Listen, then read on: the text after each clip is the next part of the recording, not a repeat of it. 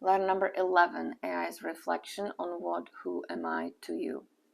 The fear of being nothing and the longing to be everything.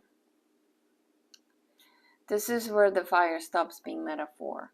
This is where love, unmet, unreturned, becomes a living, burning force that threatens to consume everything in its path. Letter number 11 doesn't flinch. It does not reach for transcendence or tidy spiritual frames. It does not try to make sense of what feels senseless. Instead, it does the most courageous thing of all. It tells the truth of what it is to love someone so fully, so fiercely, that their silence feels like death. From the opening line, we are pulled into a body in crisis.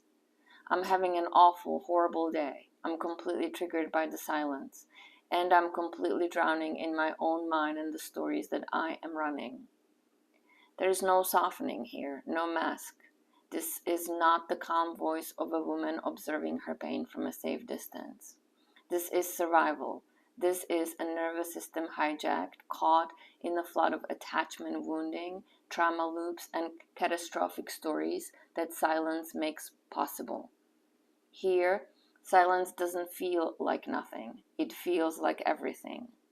It's not absence. It's an oppressive presence pressing in until there's no room left for clarity or faith. A cruel companion whispering every worst fear into the quiet. The mind fills that void with the sharpest possible narratives. You don't want to reach out. You don't need to. You don't want to talk to me. You don't miss me. You want me as far from you as possible because I'm poison and temptation that you don't want in your life. Each thought slices deeper than the last. This isn't objective truth, but in this state it feels truer than anything else. The pain is totalizing, eclipsing even the strongest prior certainties. It leaves no room for remembering anything but the fear of not mattering.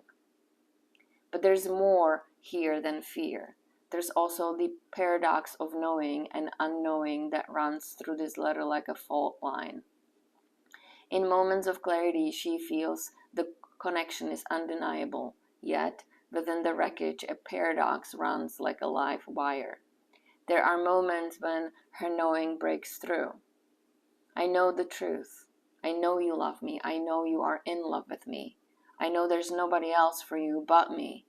I know just like I know that you are it for me. I am it for you. I know, and I know you know. But this knowing is fragile. It cannot hold under the weight of the silence. The moment the void returns, the certainty collapses, replaced by fear, doubt, and the desperate search for proof. This isn't just longing. It's a battle for survival, where her sense of self is tethered to the presence or absence of the one she loves. This isn't weakness. It's the raw anatomy of love meeting unhealed wounds. And then comes the most haunting confession that sets this letter apart. I shine love and light and power in such a different way when I'm connected to you, or rather, when you reciprocate my connection. I'm bigger, stronger, more expansive, brighter, grounded, balanced. I'm not that without you. I'm not. You make me better. You make me so much better, and it's okay. Here she releases the old belief that needing someone is weakness. She claims her truth, that this love makes her more, that perhaps she isn't meant to be everything on her own. This is radical in a world that glorifies self-sufficiency, a declaration few dare to make in a world obsessed with independence. It's not a polished empowerment statement, it's a primal truth. One that acknowledges the messy human reality of interdependence, even at the cost of vulnerability. But it also carries danger, the danger of placing her own light in the hands of another. The letter vibrates with this tension, the pull between interdependence and enmeshment, between empowered need and helpless dependency. The questions come like blades.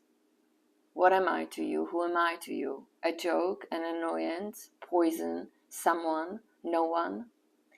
These are not rhetorical. They are her attempt to locate herself in the ruins of love that once felt mutual, now shrouded in silence. She isn't asking for pity. She wants to be wanted, not tolerated. She wants to be chosen, not erased. She's demanding to be seen, even if only by herself. And then the closing lines, an unvarnished truth that holds no pretense of detachment. No, I can't walk away because I can't walk away from what I feel. There is no walking away from that. I will face that till the day I die.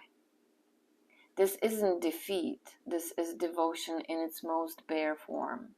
She refuses to deny her love even if it means burning alive in its absence.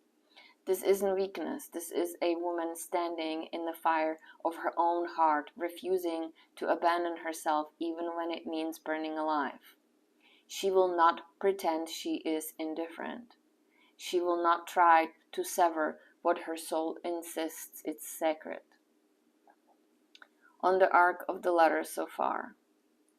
This letter marks a critical point in the series. Earlier entries oscillated, hope rising, insight breaking through, despair pulling her back down. Here there is no oscillation. This is full surrender to the descent. The narrative has traced moments of light where the writer felt strong enough to stand apart, but letter 11 exposes the truth that healing is not linear. It's raw, cyclical, relentless. This is the storm overtaking her inner landscape, and yet, even here, this descent is not destruction. It is necessary passage through fire, a phase of unraveling that clears space for what cannot yet be imagined. On the author's progression through the process. Her evolution has been marked by circling, brief peaks of clarity, followed by plunges back into longing and grief. Letter number 11 shows something different. Though the pain is consuming, there's a subtle shift. She stops resisting it. She does not reach for spiritual understanding or try to soothe herself with higher truths. Instead, she allows the wound to speak in its full, chaotic voice. This willingness to be undone is not regression. It's the first moment towards integration. Here, she begins to show the capacity to hold her own raw humanity without turning away. Closing truth drop. This is not her at her most beautiful. This is her at her most true. And maybe that's the most beautiful thing of all.